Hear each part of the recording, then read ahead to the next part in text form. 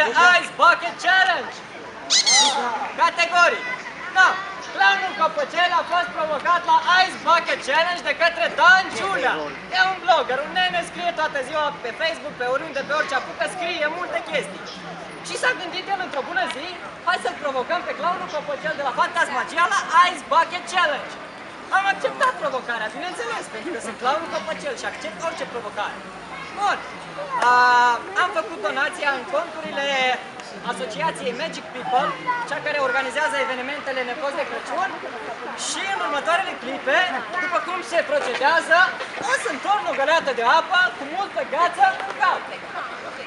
Hai să numărăm de la 10 ca am emoții. 10, 9, 8, 7, 6, 5, 4, 3, 2, 1 și...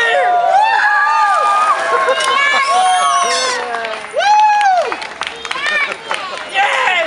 Și următoarele 3 persoane care trebuie să facă Ice Bucket Challenge sunt Ștefan Cătărugă, Alexandru Frumos și clownul Cotiță de la Fantasmagia. Succes! Aveți 24 de ore! Poftă!